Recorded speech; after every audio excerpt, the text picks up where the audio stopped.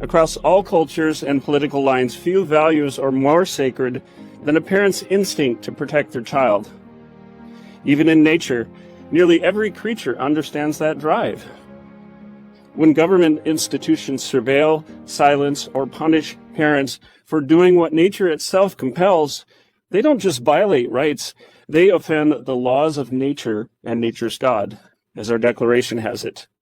That's why we're here today, to speak truth and to restore the lives of those who never should have been punished for doing what is natural, moral, and right.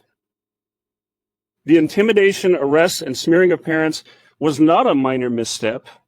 The DOJ initiated the misrepresentation of parents as domestic terrorists and collaborated with school boards and local officials to surveil, silence, arrest, and jail innocent school moms and dads like common criminals.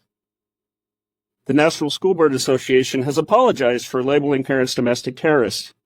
Merrick Garland admitted there were no federal indictments, no acts of violence were ever documented.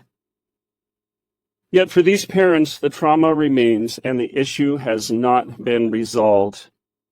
And the damage was all too real, believe me, I know. Leaving families to pick up the pieces emotionally, financially, and in the eyes of their communities, their reputations tarnished and ruined.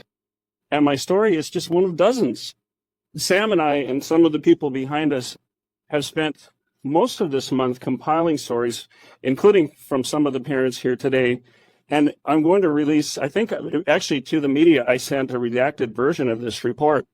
And we have parents who are Republican, Democrat, independent, progressive, because this isn't a partisan issue. We've compiled a 35-page dossier of parents, left, right, and center, all targeted for standing up for their children. That's why we're calling on President Trump to issue a landmark executive order to restore life, liberty, and pursuit of these families that they enjoyed before their own government made them enemies of the state for doing what's natural for a parent to do. And it isn't about reparations. It's about restitution for direct harm by specific government actors to identifiable individuals. We want to restore people to the place they were before the government attacked them. So we're not standing here today for a complex cause. It shouldn't be controversial. We're standing for something pure and good. The right of parents to speak up when their children are in danger. That shouldn't divide us, it should unite us. And I pray this executive order will be a balm to a divided nation. And to paraphrase lines from a 1985 song by Sting 40 years ago, there is no monopoly on common sense on either side of the political fence.